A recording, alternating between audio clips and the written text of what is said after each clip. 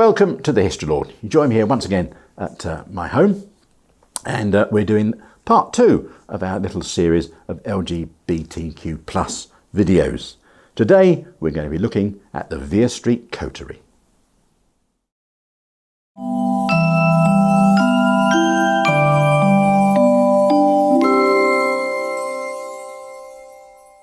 Welcome to London.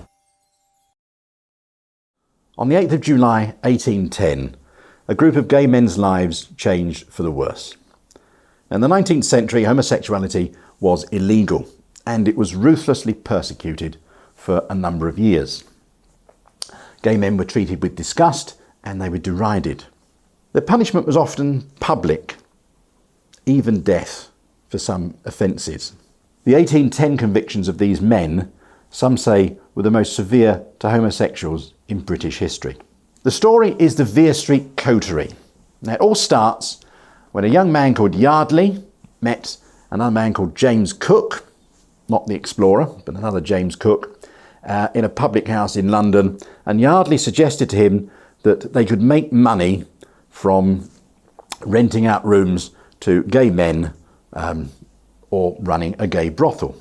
Cook described himself as avariciously heterosexual, but he agreed to join Yardley and they operated the White Swan in Vere Street, Clare Market.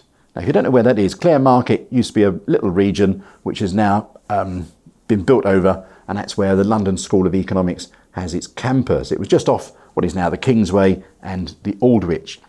Not a very nice area, but it was one of those areas that it kept itself to itself. The White Swan had a number of design features like most of the molly houses at the time. Downstairs there were 4 rooms where men could avow themselves and meet other men. There was also a powder room, a ladies' powder room, complete with every cosmetic you could think of. And there was also a small chapel. Now, the chapel was where weddings used to take place, unofficial weddings, because same-sex marriage was not allowed in this country until 2014. The Reverend John Church would perform these unofficial ceremonies, and it's believed he was the only out gay priest at the time. I'm sure there were others who were gay, but they were firmly in the closet. Now, the White Swan had only been open for about 6 months, and it was on the 8th of July 1810 that they were raided by the Bow Street runners and the parish constables. Around about 30 men were arrested, and they were taken to the local lockup at St Clement's Dane.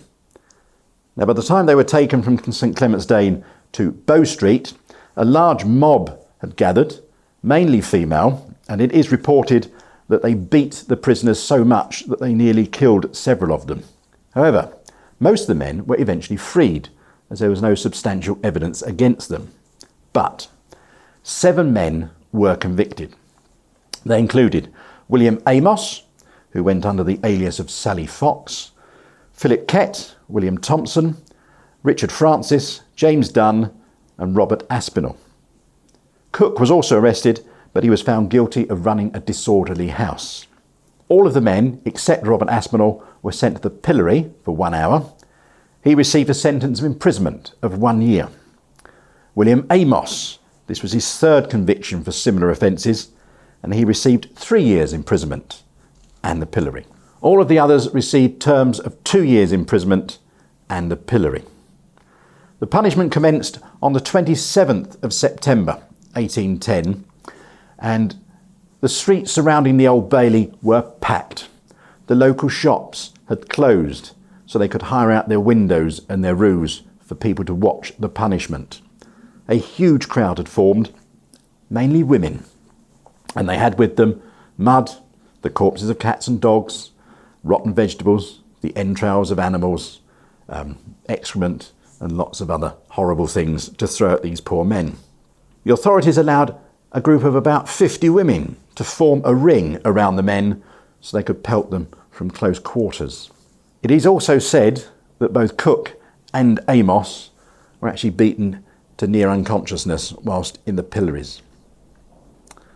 There were 2 men who were not present at the raid on the 8th of July that year, but they were also arrested. They were 16-year-old Thomas White, who was a drummer in the Portugal Regiment of the Guards, and a chap called John Newbolt Hepburn, who was a 42-year-old ensign, and he was in the West India Regiment.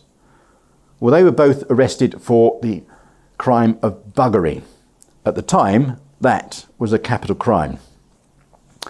They were reported by another soldier of their involvement in the White Swan, and that soldier reported them to a drum major, who had them arrested, and eventually they were put on trial. They were convicted, and they were sentenced to death, and they were both hanged at Newgate Prison on March 7th, 1811. The fate of the Vere Street Coterie had a profound effect on the gay community and actually pushed them further underground.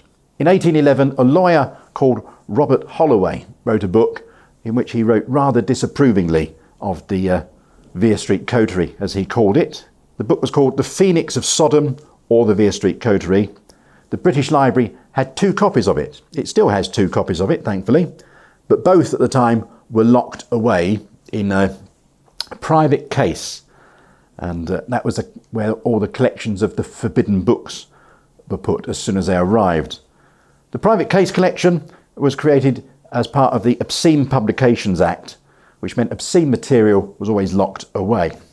Library staff decided that as this was homosexuality, it came under the Obscene Publications Act. Thankfully, both books are now in the public domain, and if you want to, you can go to the British Library and see them for yourself. Thank you very much for watching today.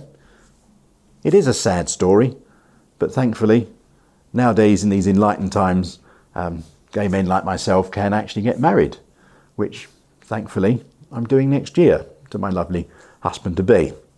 But look back to 200 or so years ago, it was an entirely different story. As I say, thanks for watching. If you do like these videos, then please subscribe. If you want to know when videos are uploaded, there's a notification bell just down below. If you want to see what we do outside of these videos, please go to historylord.co.uk, see about a walking tour of London, or have a look down below and see about James's YouTube channel, which is called Last Line Films. Thanks for watching. We'll see you soon. Take care.